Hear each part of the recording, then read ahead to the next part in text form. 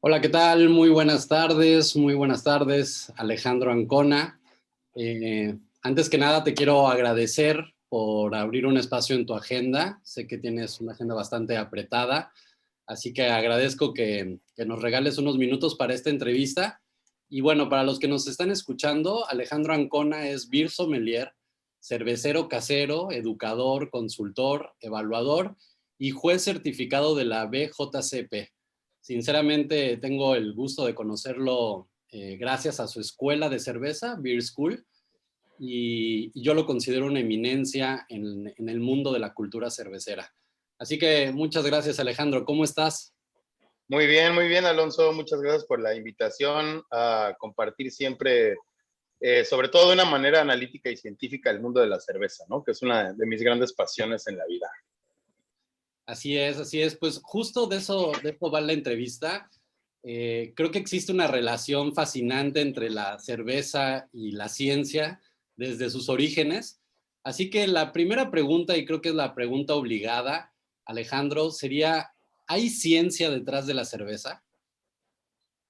Sí, pues Alonso, es una buena pregunta básica y buena para empezar, ¿no? A hablar de esto, porque no solo hay ciencia detrás de una cerveza, prácticamente todo alrededor de una cerveza es ciencia, y no solo una ciencia lineal, sino es realmente un mundo que tienes que ver desde un punto de vista multidisciplinario, ¿no? Es una industria mundial y es un legado cultural, histórico, social para el ser humano que ha involucrado no una rama científica, sino muchísimas ramas científicas hasta la fecha, ¿no?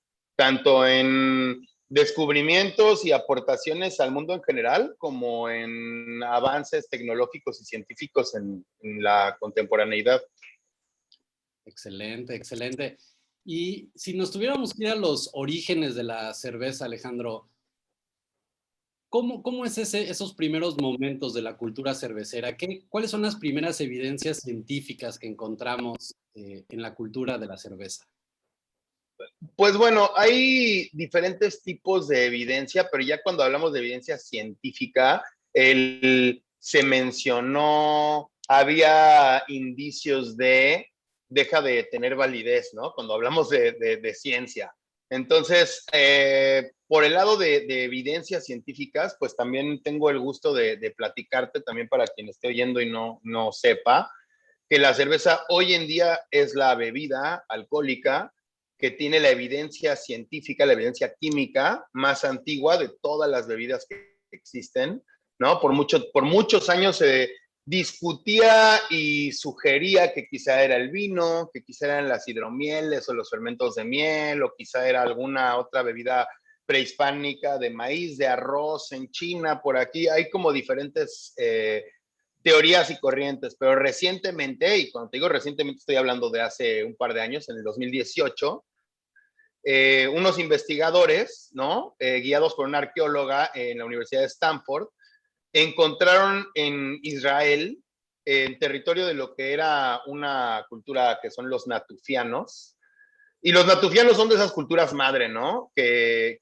han encontrado muchas evidencias de aportaciones que tuvieron ellos o de prácticas sociales que ya tenían los natufianos pues que son prácticamente lo más antiguo que se conoce en algunas ramas, ¿no? Entre ellos la cerveza, que encontraron dentro de unos morteros en una cueva, la cueva de Rakefet, en Israel, encontraron pues ya con tecnologías de análisis modernas, pudieron encontrar trazas de elaboración de cerveza o de un fermento que partió de un grano que tuvo un proceso hasta cierto punto de lo que hoy llamamos malteado, ¿no? Y estamos hablando de 12.700 a casi 13.000 años de antigüedad, ¿no? Esos, pues, es más de 10.000 años antes de Cristo, es una, o sea, cuando yo empecé a estudiar de cerveza, se presumía que tal vez hace unos 8 o 10.000 años podría haber evidencia. La evidencia científica más antigua, que fue en otra excavación en Irán, pues estamos hablando de tal vez 4 o 5.000 años después que esta que acaba de aparecer en Israel, ¿no? Entonces seguimos actualmente encontrando pruebas y evidencias ya químicas y probadas por la ciencia de lo significativa que es la cerveza y su cultura para la raza humana desde sus inicios, ¿no? Desde los inicios que nos constituyeron como una sociedad, como una pues raza que se estableció de manera sedentaria, ¿no? E incluso desde antes ya hay evidencia de que el ser humano siempre ha visto la cerveza con importancia, ¿no? Ritualística, religiosa, social, celebrativa o simplemente embriagadora,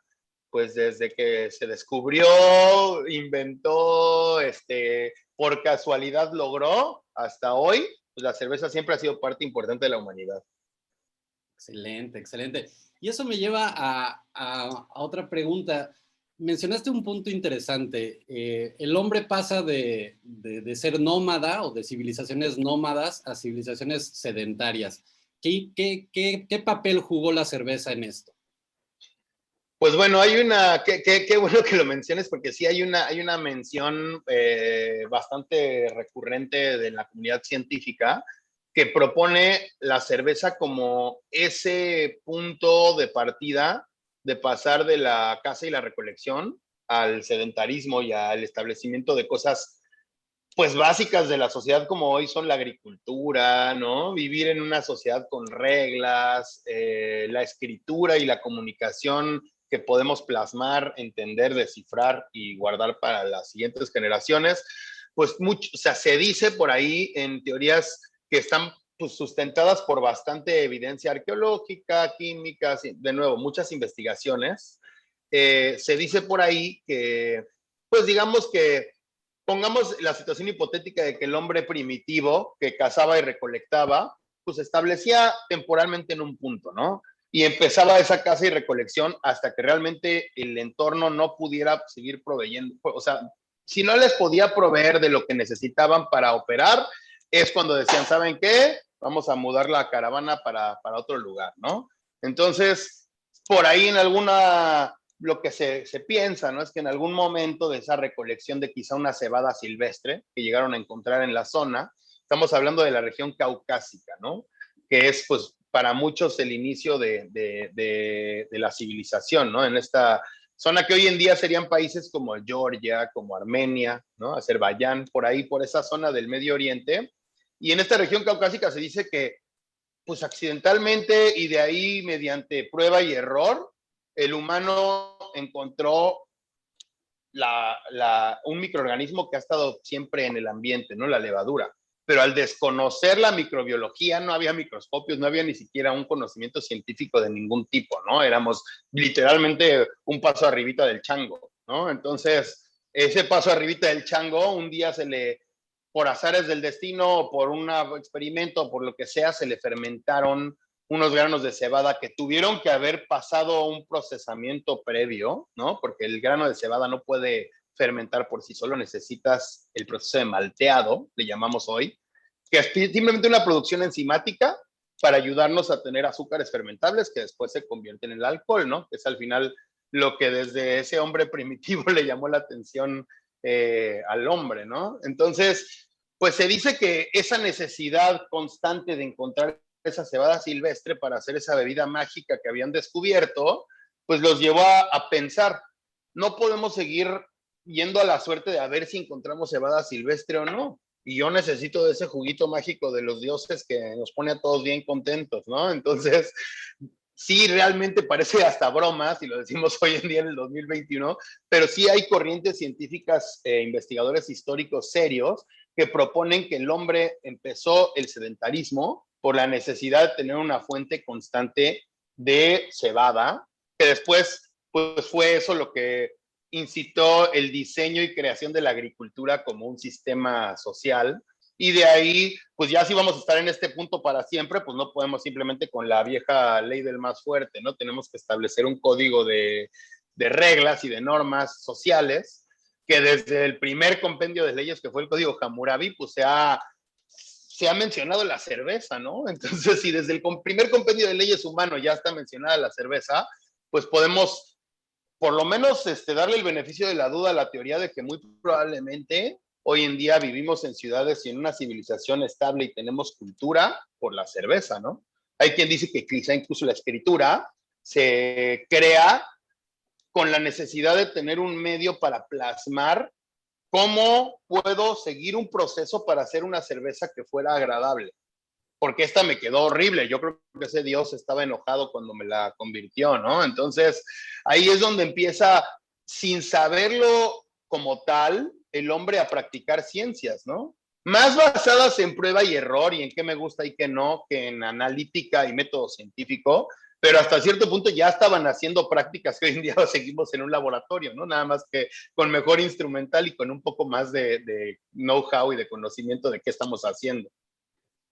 ¿Y cuándo se da ese salto? Ese salto en el que deja de ser nada más prueba y error y ya hay un estudio científico. ¿Qué personajes de ciencia están involucrados en la historia de la cerveza? Pues hay un montón, ¿no? Hay un montón de científicos y de químicos y de bioquímicos y de biólogos y de todo que se han involucrado en poco a poco ir, pues principalmente acabando con mitos y teorías que se han descartado, e ir puliendo lo que empezaban a quizá descubrir, ¿no? O desempolvar. Si queremos mencionar nombres famosos, pues digo, desde Leeuwenhoek, que hace el termómetro, ¿no? Diré, perdón, el microscopio. El microscopio, el termómetro, y bueno, obviamente si vamos a hablar de cualquier bebida alcohólica o cualquier proceso fermentativo, el que le quitó la duda a todos y dijo, bueno, hay buenas teorías, por aquí tienen unos puntos correctos, por aquí ya identificaron como un ser vivo a la levadura, pero el que realmente les dijo, mira, así está todo y así funciona y publicó los estudios sobre la cerveza, pues fue Louis Pasteur, que prácticamente en cualquier estudio de cualquier bebida alcohólica lo estaríamos poniendo como el padre del vino, whisky, de lo que tú quieras, porque Pasteur lo que hizo es entender, describir y explicar la función metabólica de las levaduras como microorganismo causante de la fermentación alcohólica, ¿no? Entonces, básicamente, la elaboración de cerveza como ciencia pura, pues prácticamente hay un antes y un después de Louis Pasteur. Sin embargo, una cosa es entender cómo se da una fermentación de un microorganismo que habitaba en el ambiente y otra cosa era poder replicar la microflora de un ambiente en otro ambiente, ¿no? Hoy en día tú vas a una cervecería en cualquier lugar, llámese de clima tropical, la tundra o el desierto o la metrópolis, y vas a una cervecería y hay diferentes tipos de estilos. Y uno surgió en las montañas escocesas bien frías, y otro surgió en Egipto, en el desierto, y otro surgió aquí, y otro surgió allá. Entonces, ¿cómo pudieron elaborar cervezas que se hacen con una microflora ambiental? Ya con la explicación de Pasteur, pues gracias a otro científico, Emil Christian Hansen, yo creo que sería otro nombre que tendríamos que destacar en el mundo cervecero, que bueno, tal vez el nombre Emil Christian Hansen para los no estudiosos del mundo cervecero o pues no les suene tanto, pero Emil Christian Hansen en los laboratorios Carlsberg, que ya el nombre Carlsberg nos suena, pero en el mundo cervecero, ¿no? Ya hemos visto, ya nos hemos echado unas chelas Carlsberg. Carlsberg era un laboratorio en Copenhague en donde Emil Christian Hansen logra por primera vez aislar una cepa pura de levadura. O sea, básicamente, metafóricamente explicado, agarró la microflora de un ambiente, la enfrascó y la mandó para que pudieran replicar lo que una fermentación abierta en la región de Bohemia la pudieras hacer en 10,000 kilómetros para allá, ¿no? Entonces, hoy en día podemos hacer estilos que surgieron con microfloras de la región de Bavaria, de la región andina, de la región, no sé, la que te guste, ¿no? Y ya podemos, hoy en día, con la ciencia actual, pues tener fieles representaciones de esas cepas microbiológicas, ¿no? O de esas razas, llamémoslo así, ¿no? Si estuviéramos hablando de perros, diríamos Pug, Pastor Alemán, ¿no? Chihuahua, solo que aquí pues son, en vez de perros, son unos pequeños seres microbiológicos unicelulares. La levadura es un hongo unicelular y cada cepa, hablando de cerveza, cada una de estas microfloras o cada esta cepa autóctona de algún sitio, ¿no? Da características especiales a la cerveza. ¿Y cómo llegaron a encontrar un estilo de cerveza adecuado para la microflora de cierto lugar? Como mencionábamos hace rato, prueba y error. Ahora, hoy en día, tú ya sabes que a la levadura que surgió de cierta microflora le gustan ciertas condiciones y va a funcionar mejor y va a causar características deseadas en mi fermentación mediante ciertos elementos en su entorno, ¿no? Entonces, ya todo se vuelve muy controlable y muy personalizable y muy científico, pero pues la verdad, gran punto a analizar y a asombrarte, pensar que todo esto partió de pasar esos microorganismos ambientales a poder ponerlos en un vasito de Petri y llevarlos a la utilización y reproducción en otras condiciones, ¿no? Entonces a mí me parece muy interesante cómo, pues prácticamente estos dos científicos cambiaron la cerveza de tradición social y de generación en generación y de boca en boca a una ciencia totalmente cuantificable, medible, corregible y con procesos súper analíticos. Genial. Alex, se me está acabando el tiempo, lamentablemente, pero no quiero que termine la entrevista sin hacerte una pregunta que me interesa y que yo te he escuchado hablar del tema. ¿Qué es el análisis sensorial, Alejandro? Pues el análisis sensorial básicamente es una parte muy importante en el conocimiento cervecero, porque al final la cerveza es una bebida de consumo humano y el gusto humano y definir la calidad de algo que se califica por gusto humano se vuelve hasta cierto punto subjetivo porque el humano es muy, muy, muy heterogéneo, ¿no? Entonces el análisis sensorial es una mezcla entre una convención social de una terminología que todos podamos entender y comunicar, que hay que estudiar y hay que conocer, y el correcto entrenamiento y dominio de nuestros sensores, ya sean gustativos, olfativos, visuales, táctiles, el correcto entrenamiento y utilización de estos sensores en cuanto a la sinapsis correcta de tu memoria gusto-olfativa, ¿no? O nuestro currículum de recuerdos sensoriales, de texturas, de aromas, de sabores.